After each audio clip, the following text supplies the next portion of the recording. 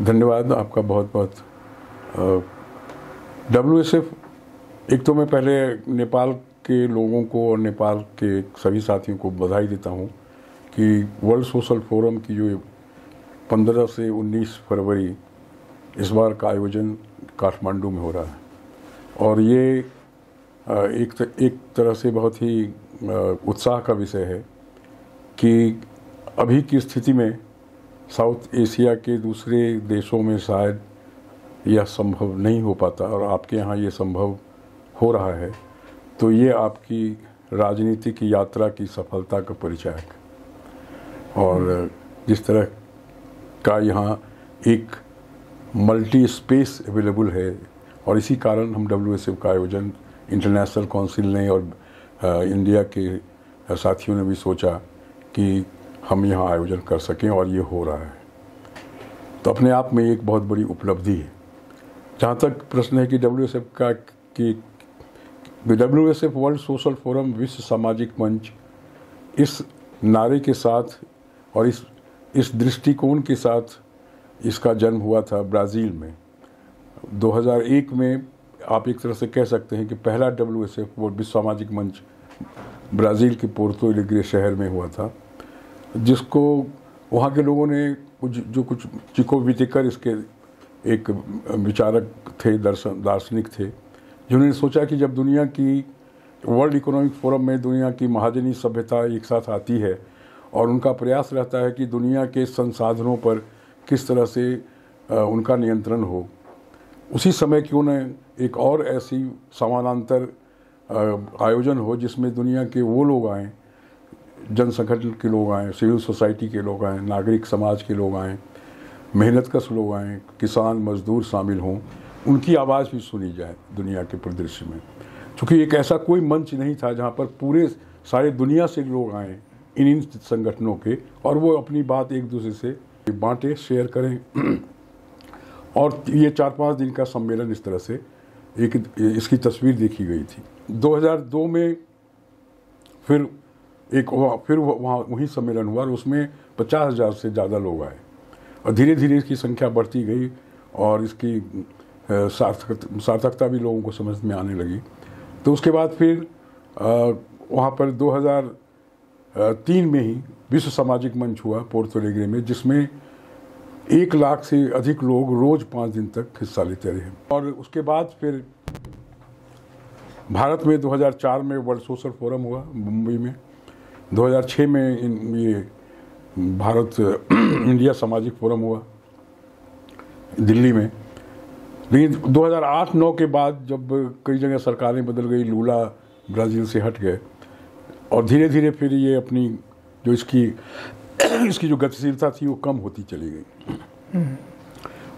लेकिन अब पिछले 2-3 साल से फिर ऐसे प्रयास होने लगे कि इस प्रक्रिया को हम रिवाइव करें। तो उसके बाद से इस प्रक्रिया की फिर से इसको पुनर्जीवित करने के लिए प्रयास शुरू हुआ है और ये काफ़ी, अब फिर कोविड का भी समय आ गया, लंबे अंतराल के बाद एक बड़े पैमाने पर भी सामाजिक मंच का आयोजन नेपाल में होने जा रहा है, जहाँ देश विदेश के काफ़ी प्रतिनिधि हिस्सा लेने की उनकी संभावना है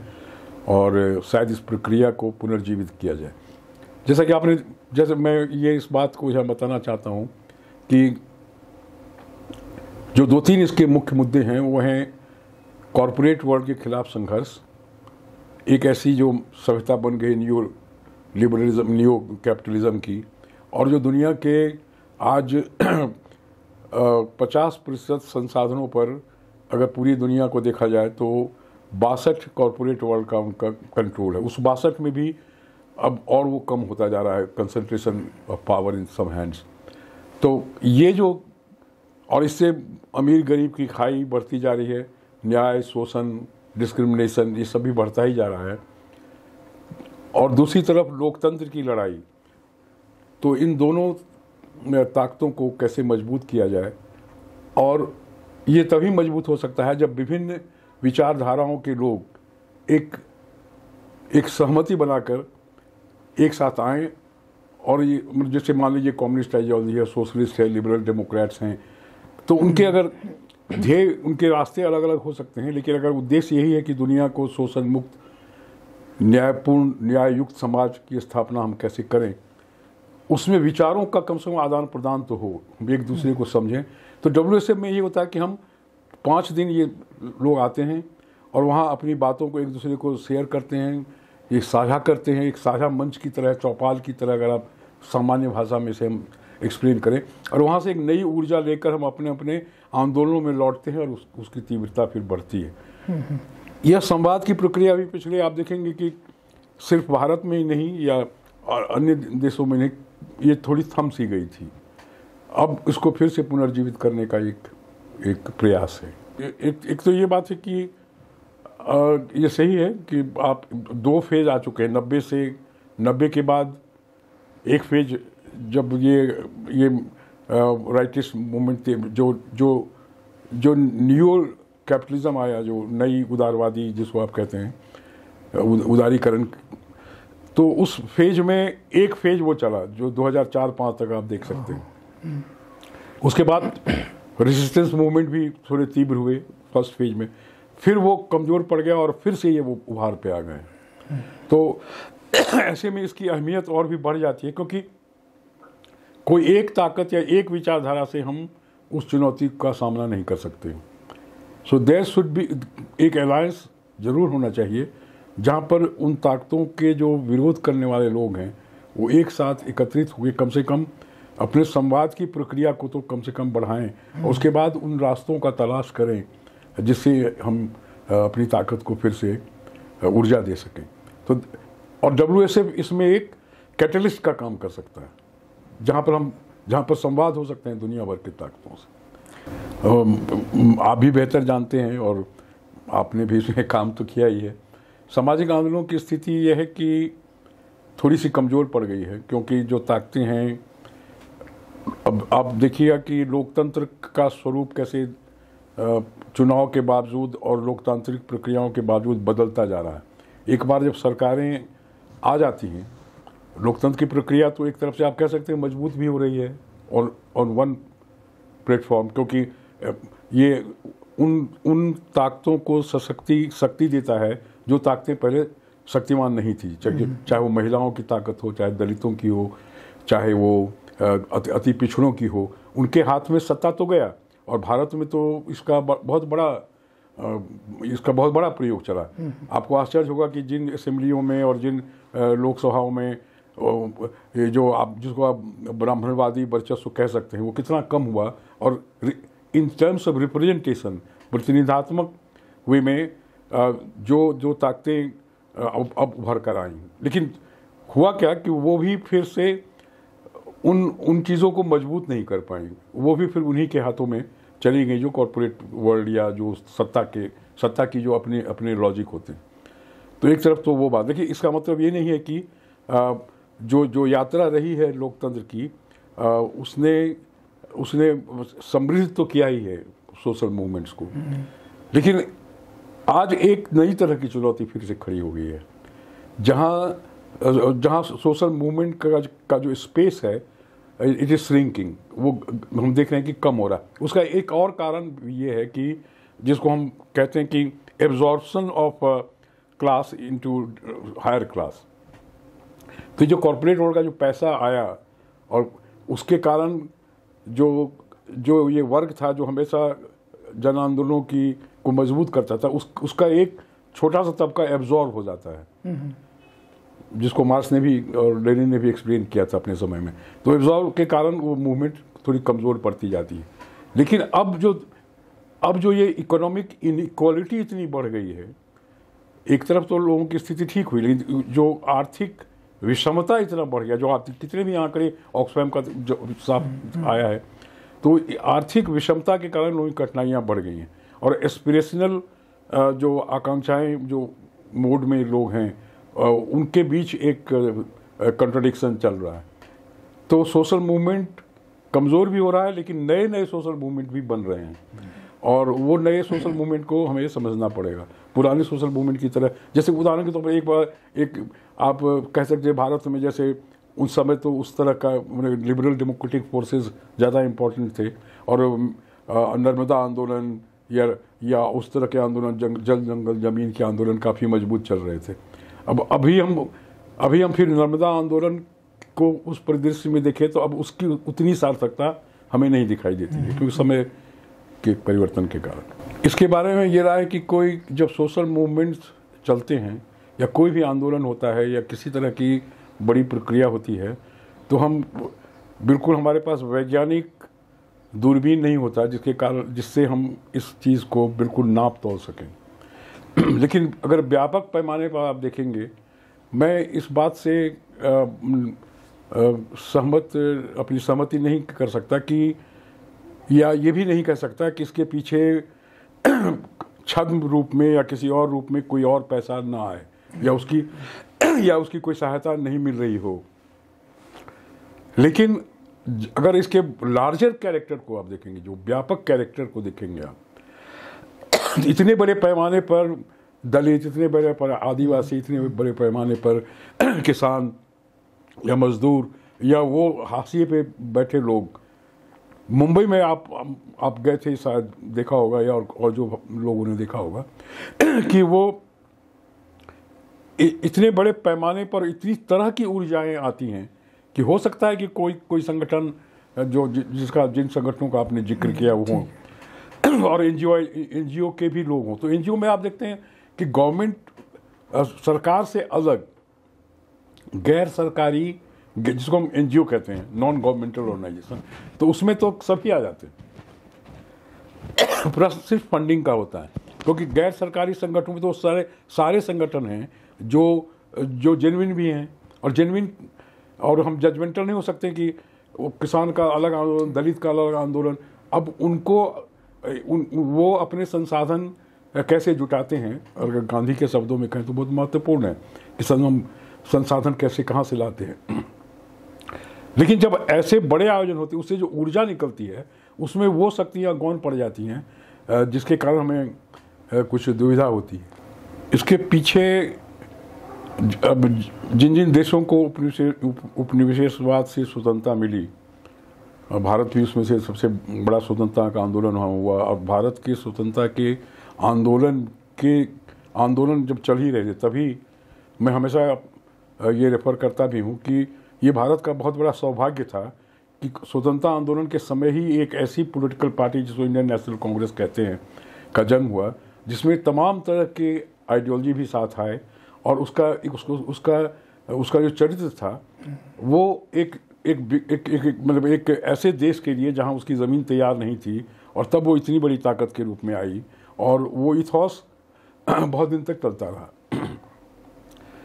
जब हम या वहाँ की राजनीतिक दल जिन देशों में इन ताकतों का उभार, आप सोचिए कि 1947 के बाद जब विभाजन हुआ, और विभाजन के बाद इतना बड़ा रक्तपात हुआ जो कभी नहीं हुआ था, इतनी बड़ी संख्या में विस्थापन हुए, उसके बावजूद उन शक्तियों को चुनाव में समर्थन नहीं मिला, क्योंकि जो उससे प्रतिरोध में जो ताकतें खड़ी थीं, उसकी जो नैतिक ताकत थी और जो आइडियोलॉजिकल ताकत थी, वो इतनी बड़ी थी कि वो समय तो बहुत राइट था, लेकिन उस समय नहीं मिला। और आज जैसा आपने कहा कि आज क्यों ऐसा हो रहा है कि वो ताकतें उभर कर फिर से सामने आई। एक साइक्लिक ये भी होता है,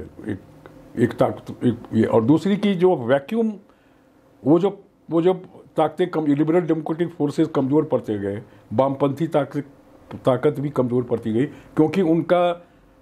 उनका जनता से सीधा संवाद जो था, जो रिश्ता, वो कम होता चला गया। तो वो जो स्पेस छूटा, उस स्पेस, क्योंकि वो ताकतें तो पहले से काम कर ही रही थी जो लोगों में, तो वो पॉलिटिकल स्पेस धीरे धीरे उनके पास चलता गया, जिसको कि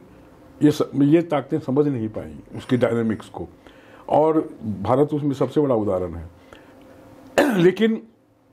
एक बात हमको ध्यान में रखना पड़ा कि ये सब लोकतांत्रिक प्रक्रिया के तहत ही हो रहा है, ये कोई लोकतांत्रिक प्रक्रिया से अलग से नहीं हो रहा है। तो और लोकतंत्र के बारे में जितनी भी चर्चाएं होती हैं, हमने लोकतंत्र को अभी तक, it is a representative government, it has not been a participatory government, या उस तरह से उसमें परिवर्तन नहीं आया, इंस्टीट्यूशनल परिवर्तन नहीं आया। तो उसके कारण जिसको भी मेजॉरिटी आएगा, और जो मेजॉरिटेरियन आज हम देख रहे हैं चारों तरफ, तो उसके परिणाम को हमको भुगतने पड़ रहे हैं। अगर उसी समय थोड़ा उदार होकर जो पार्टियां थीं वो अगर लोकतांत्रिक संस्थाओं को उसी समय सुधारात्मक बना देती, उसमें से कुछ तो आपके यहाँ हुआ। नेपाल में जब संविधान बन रहा है या बना या लोकतंत्र का उदय हुआ, तो कुछ तो आपने उसको एकोमोडेट करने की कोशिश की है, और हमारे यहाँ वो हो नहीं पाया। तो अब जो मुझे लग रहा है कि एक साइकिल है जहाँ पर कि इस तरह की बातें हैं, और हो सकता है कि वो फिर जब आप नया पॉलिटिकल एजेंडा लोगों के सामने रखेंगे, जो अब रखा जा रहा है, जो रियल इशूज़ है, बेकारी की, महंगाई की, जल जंगल जमीन के संघर्ष की, संसाधनों पर नियंत्रण की, अगर उसको फिर से फोकस करके हम सेंट्रल पॉलिटिकल एजेंडा की थीम में ला सके, तो तभी हम इन ताकतों से सामना कर सकते हैं। नेपाल से मेरा काफ़ी एसोसिएशन रहा है, और मैं यहाँ कितनी बार आया भी हूँ। और जब राजा के खिलाफ आपके यहाँ संघर्ष चल रहा था, तो एक डेलीगेशन नेपाल से आया था जिसमें सुरेंद्र मोहन जी थे, डीपी त्रिपाठी थे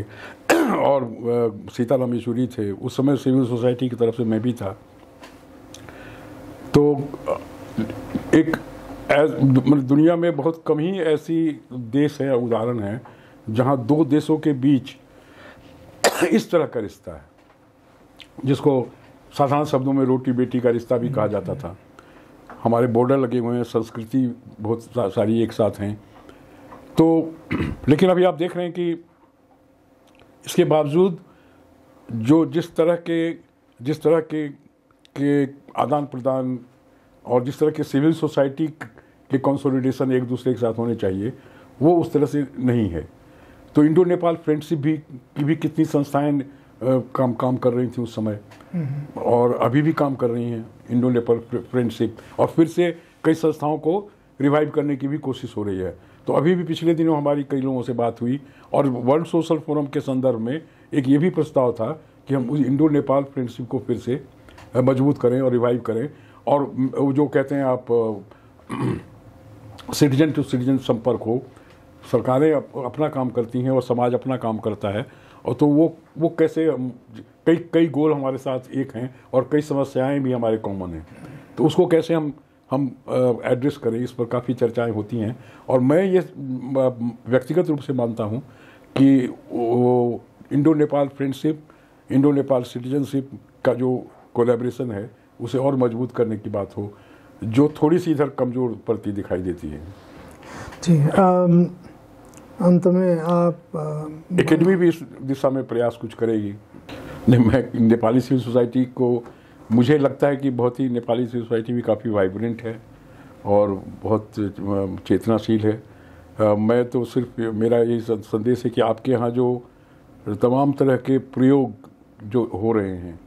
जो संविधान को लेकर एक बहुत बड़ा प्रयोग हुआ, जिसकी हम लोग तारीफ करते हैं और कहते भी हैं कि हमें भी उससे सीखना चाहिए। और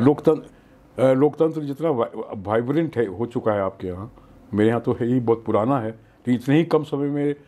योर डेमोक्रेसी सो वाइब्रेंट। तो जितना लोकतंत्र वाइब्रेंट होगा, सिविल सोसाइटी भी उतनी वाइब्रेंट होगी और मजबूत होगी। मुझे लगता है कि सबसे बड़ा आज जो हमें चैलेंज, चुनौती है, वो इकोनॉमिक चुनौती है बहुत बड़ी, और उसका कैसे हम सामना करें। तो मेरी शुभकामना है, और कि आपके यहाँ जिस तरह के प्रयोग चल रहे हैं वो सफल हों, और जिस तरह से आपके यहाँ पहले वुमेन का एम्पावरमेंट काफ़ी तेज़ी से हुआ, जनजातियों का हुआ है, तो इस तरह से, और फिर मैंने ट्रेड यूनियंस भी काफ़ी सक्रिय हैं। तो सरकारें तो आती जाती रहेंगी, लेकिन उसमें कितना हस्तक्षेप नागरिक समाज कर सकता है, वो एक बड़ी बात होती है। और हमें सभी आप कहेंगे कि अब काफ़ी सफलता के बावजूद भारत में नागरिक समाज मजबूत है, लेकिन हम राजनीतिक प्रक्रिया में हस्तक्षेप करने की स्थिति नहीं रख पा रहे हैं। लेकिन मुझे उम्मीद है कि आप लोगों का हस्तक्षेप शायद ज़्यादा हो और आप मजबूत हो। धन्यवाद।